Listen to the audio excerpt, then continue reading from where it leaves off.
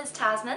Today I'm going to be sharing with you the books that I have in the Penguin English Library editions. I have quite a few and I've been collecting them for a few years now. The reason why I have so many is that when I go back to China every summer, I buy a whole bunch there because somehow, even though they're imported, they're cheaper in China than they are here. They're the equivalent of £4, and here they're like £6 or £7, £6. I don't understand, but that's why I have so many. Literally every single year when I come back, I bring like another 6 or 7. Before I go on, I will be reading the blurbs of all of them because I'm sure I won't be able to describe the stories in any concise way whatsoever. And there are some actually that I don't know much about at all. So this will be a new learning experience for all of us. Unless of course you're super cultured and you already know what all of these are about.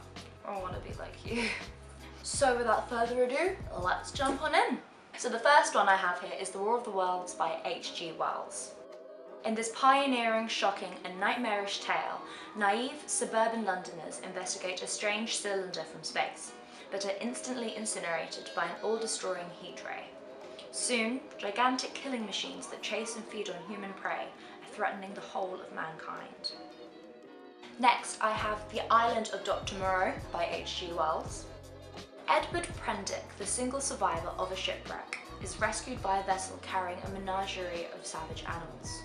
Soon he finds himself stranded on an uncharted island in the Pacific with the strange vivisectionist Dr Moreau, whose experiments have led him to break the laws of nature, turning beast into man with horrific results. And the final H.G. Wells book I have is The Invisible Man. With his face swaddled in bandages and his eyes hidden behind dark glasses, Griffin, a guest at an inn, is assumed to be an accident victim, but the true reason for his disguise is far more chilling. He has developed a process that makes him invisible and is desperate to find the antidote. It is a struggle that will turn him into a monster. Next up, I have 2 Bronte books. The first one is Villette by Charlotte Bronte. Lucy Snow is alone, without friends or family. When she sets sail from England to find work at a girls' boarding school in the town of Villette, she struggles with unruly pupils and with her own troubling passions. First for the school's English doctor, and then for the dictatorial professor, Paul Emmanuel. Next I have Wuthering Heights by Emily Bronte, and I have to say so far, this one is my favourite cover. It begins as a man is forced to take shelter at a strange grim house on the Yorkshire moors during a snowstorm. There he discovers the tempestuous events that took place there years before. The intense love between Catherine Earnshaw and the foundling Heathcliff, her betrayal of him, and how his terrible revenge continues to haunt the present. Next I have The Woman in White by Wilkie Collins. The Woman in White opens with a chilling encounter between drawing teacher Walter Hartwright and a ghostly female figure on a moonlit road. From this moment, Walter is drawn into a terrifying world of intrigue, crime, disguise and insanity, as he tries to save his beautiful pupil Laura from the sinister plans of Sir Percival Blythe and the Napoleon of crime, Count Fosco. This one is The Picture of Dorian Gray by Oscar Wilde, a story of evil, debauchery and scandal.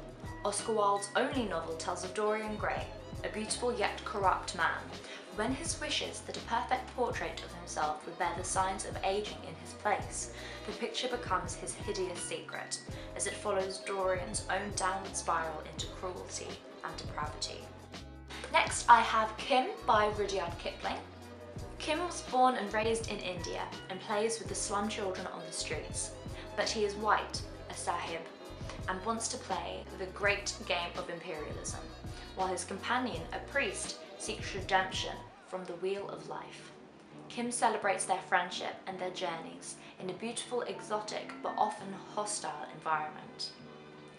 Next, I have Gulliver's Travels by Jonathan Swift, which, thinking about it now, I just realised I also have this in another edition.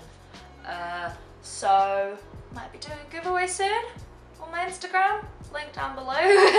A savage and hilarious satire, Gulliver's Travels sees Lemuel Gulliver shipwrecked and adrift, subject to bizarre and unnerving encounters with, among others, quarrelling Lilliputians, philosophizing horses, and a brutish Yahoo tribe who change his view of humanity and himself forever.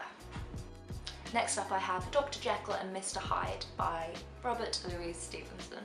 Set in a hellish, fog-bound London, the story of outwardly respectable Dr Jekyll, who unleashes his deepest cruelties and most murderous instincts when he transformed into sinister Edward Hyde, is a gothic masterpiece and a chilling exploration of humanity's basest capacity for evil. Oh, this edition also includes Stevenson's sinister story, The Bottle Imp. So this much here is Dr Jekyll and Mr Hyde, and then this much here is The Bottle Imp. This one is one that I hadn't heard of until I saw it in the bookshop in China, and is one that has intrigued me ever since, but I am terrified of classics, so I haven't read it yet. But this is The Way of All Flesh by Samuel Butler. The awkward but likeable son of a tyrannical clergyman and a priggish mother, destined to follow his father in the church, Ernest gleefully rejects his parents' respectability and chooses instead to find his own way in the world. Next up is The Heart of Darkness by Joseph Conrad. A novel of hallucinatory violence and strangeness, Heart of Darkness tells the story of the sailor Marlowe and his entanglement in the horrors of colonialism in Africa. He travels up the Congo on a steamer in search of the great ivory trader, Kurtz, the universal genius who rules his land through terror and has made himself into a god. Joseph Conrad's masterpiece is a harrowing, gripping portrait of man's potential for evil. Penultimately, we have Lady Audley's Secret by Mary Elizabeth Braddon. In this outlandish, outrageous triumph of scandal fiction, a new Lady Audley arrives at the manor. Young, beautiful, and very mysterious. Why does she behave so strangely? What exactly is the dark secret the seductive outsider carries with her? And finally is the book that I'm probably most excited to get to out of all of these, and it is Tess of the Durbervilles by Tom Hardy. With its sensitive depiction of a wronged pure woman and its powerful criticism of Victorian sexual hypocrisy, Tess of the Durbervilles shocked readers on publication. Its heroine is a poor country girl, Tess, whose encounter with her distant aristocratic relatives, especially the handsome, cruel Alec, leaves her broken and haunted by a secret that could ruin her. A very different man, Angel Clare, offers her salvation, but Tess must choose whether to reveal her past or remain silent in the hope of a peaceful future. Well, thank you for watching. That is everything. I hope you liked this. I will also soon be showing you my Penguin Clothbound Classics and my vintage Red Spine Classics as well. Thank you for watching. My social media is down below and I will see you soon.